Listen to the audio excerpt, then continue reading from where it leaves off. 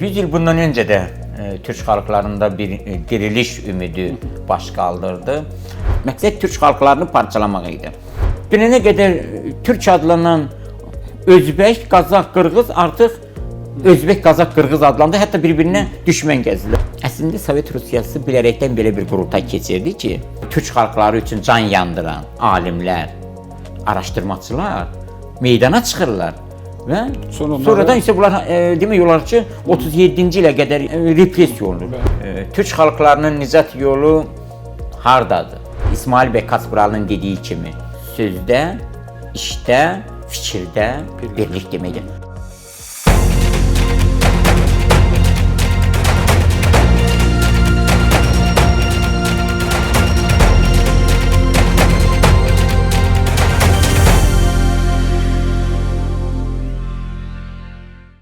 Salam dostlar, Füzyat televiziyasında mən Tural İsmailovun təqdimatında arxa plan verilişinin şənbə buraxılışını izləyirsiniz. Ölkəmizdə təbii ki, tarixi hadisələr arxa-arxaya gerçəkləşir və gələn ilin ən əlamətdar hadisələrindən biri, yəni 2026-cı ildə gerçəkləşəcək Türkologiya qurultayıdır. Türkologiya qurultayının 100 illiyi bir əsr sonra yenidən Azərbaycanda keçiriləcək. Cənab Prezident İlham Əliyevin bununla bağlı sərəncamı bütün Türk dünyasında maraqla qarşılandı. Biz həm keçiriləcək Türkologiya qurultayının əhəmiyyəti, həm birinci Türkologiya qurultayı, hansı ki 1926-cı ildə o çətin bir dövrdə Azərbaycanda gerçəkləşmişdi.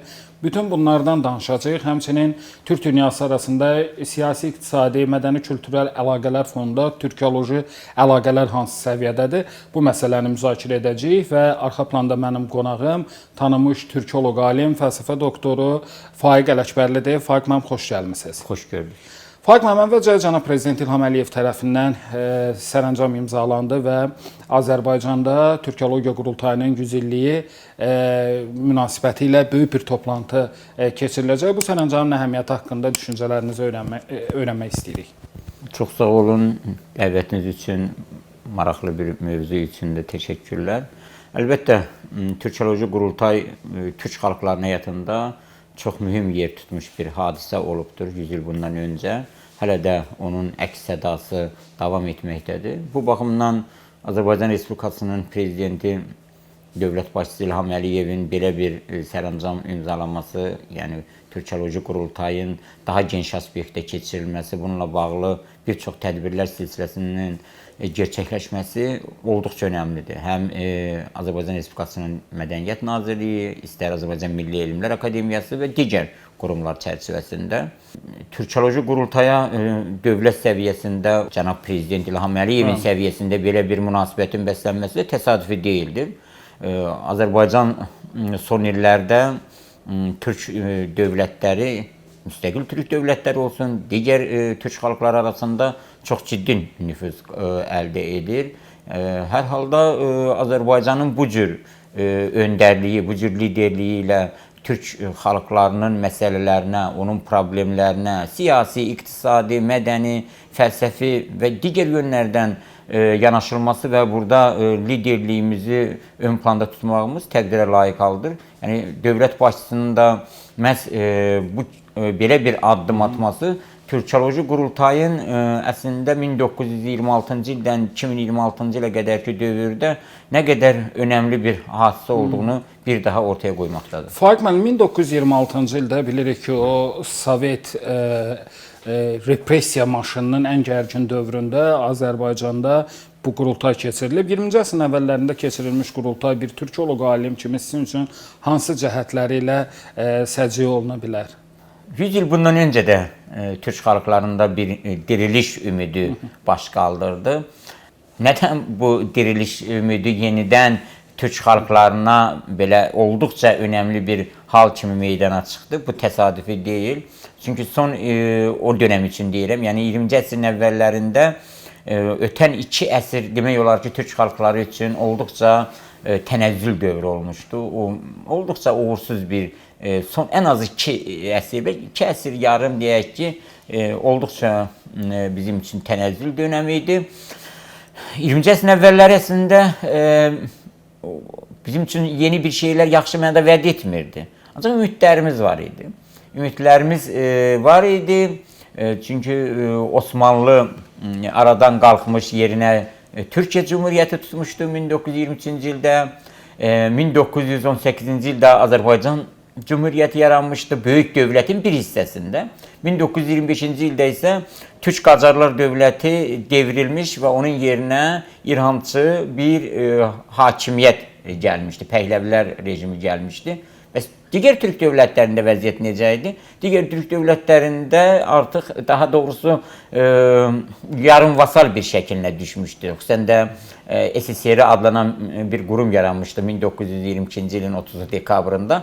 Əslində Azərbaycan SSR də onun tərkibində idi. Eyni zamanda o dövrdə artıq 1926-cı ilə qədər Özbəkistan SSR, Türkmənistan SSR, Qazaxıstan, Qırğızistan SSR də formalaşdı. Uyğurlar və deyək ki, digər Kərkükdəki vəziyyət aydındır, orada İraqın tərkibinə keçdi. Yəni, Suriya türkmənləri bəllidir, Krım türkləri yenə də Sovet Rusiyasının işğalı altında qaldı. Yəni, belə bir dönəmdə Türkoloji qurultay keçirmək fikri təsadüfən yaranmadı. O zaman bizim bəzi mütəfəkkirlərimiz ikili fikir arasında qalmışdılar. Türk xalqlarının nicat yolu hardadır? Hansı istiqamətdədir? Qərbdədir, yoxsa Sovet Rusiyasından bağlıdır? Hətta bəzi mütəfəkkirlərimiz zaman-zaman bu məsələlərdə mövqe dəyişikliyi də etmişdir. Etməyənlər də vardır. Məsələn, mən deyərdim ki, Əli bəy Hüseynzadə Türkoloji qurultayda da iştirak edir. Əli bəy Hüseynzadə müəyyən qərb ideyalarına rəğbət göstərsə də, ancaq ona da ehtiyatla yanaşmışdı. Çünki Əli bəy Hüseynzadə deyirdi ki, qərbdən gələn bir çox küləklər var, onların zəhərliləri də var. Biz buna qarşı hazır olmalıyıq. Demək istədiyimiz odur ki, Türkoloji qurultay bəs Sovet Rusiyası niyə maraqlıydı? O dövrdə yarış gedirdi. Avropa və Sovet Rusiyası yarış gedirdi ki, nəyin yarışı gedirdi ki, Türk xalqlarını özlərinə cəlb etmək, öz ovucularının içərisində saxlamaq.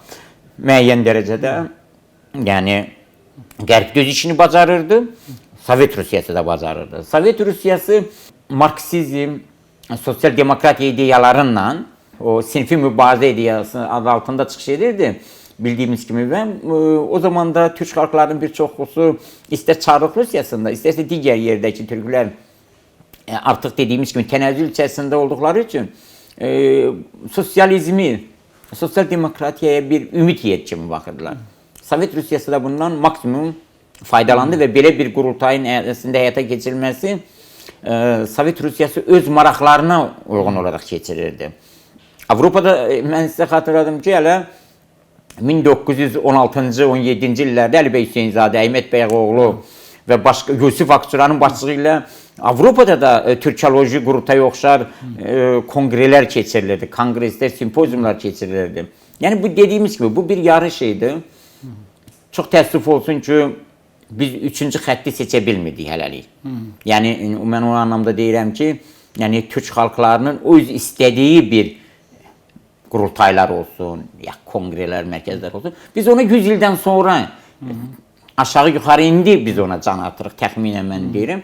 Yəni o zaman o qurultayda əlbəttə Sovet Rusiyasının öz maraqları olmasına baxmayaraq, orada iştirak edən bizim böyük insanlarımız, mütəfəkkirlərimiz, istər Türkistandan gələn, o zaman Türkistan adlanırdı. Ancaq yavaş-yavaş dediyimiz kimi Qazaxıstan, Qırğızistan deyə parçalamışam.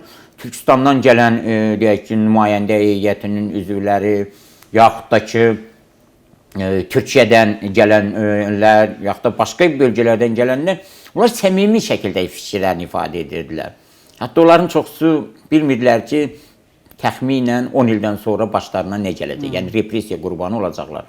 Ancaq o zaman iki məsələ bilirsiniz ki, gündəmdə idi. Dil və əlifba məsələsi idi.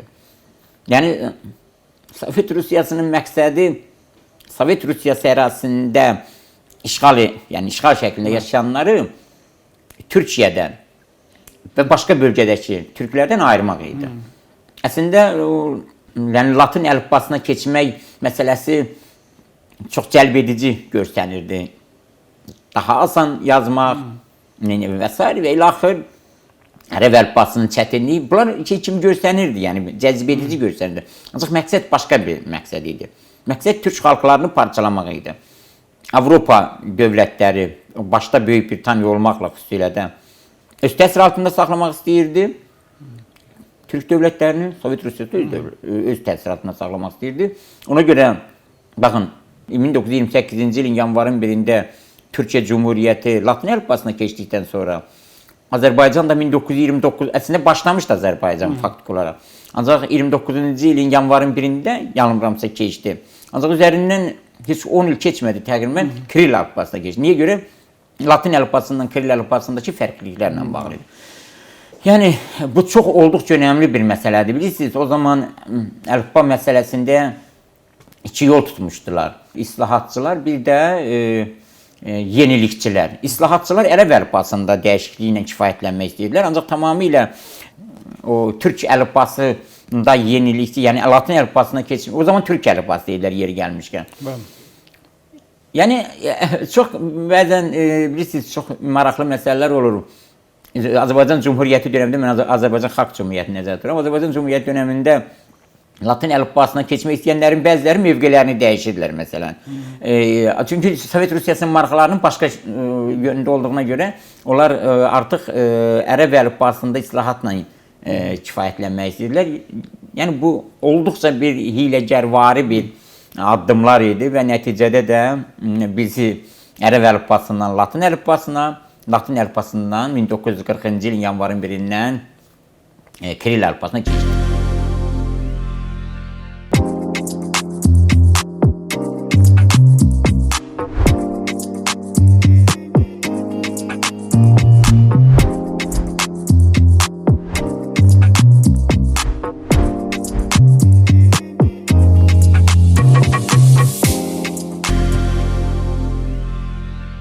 Fərq mən burada çox maraqlı bir məqamı vurğuladınız. Təbii ki, o həmin dövrdə o Avropadan türk xalqlarına doğru addım atılırdı. Onların öz məqsədləri var idi. Burada Sovet Rusiyasının da öz məkirli məqsədləri var. Amma buna baxmayaraq Türkoloji Qurultay böyük əks-səda doğurmuşdu və orada çıxış edən alimlərə qarşı sonrakı dövrlərdə Sovet repressiya maşınının çox sərt işlədiyi söylənir. İstəyirəm o detallar haqqında da bir balaca bilgi verəsiniz. Əslində orada səmimi qəlbdən çıxış edənlər deyək ki, var idi. Özbəkistandan, indi biz deyirik Özbəkistan məsəl üçün tanınmış, o zaman Türkistandan var idi, məsəl üçün Çolpanlar, Fitrətlər və başqaları var idi. Onlar məsəl üçün islahatçılıq tərəfdarı idilər. Yəni ərəb əlifbası qalsın, ancaq islahat olsun. Onlar da deyək ki, sonradan repressiya qurbanı oldular. Azərbaycanda da Bəkir Çobanzadə, məsəl üçün ən böyük bizim dilçi alimlərimizdən biri Bəkir Çobanzadə idi. Bəkir Çobanzadə əslində Krım türkü idi. Azərbaycanda da, ümumiyyətlə türk dünyasında böyük bir xidmət olmuş bizim böyük bir şəxsiyyətimizdir.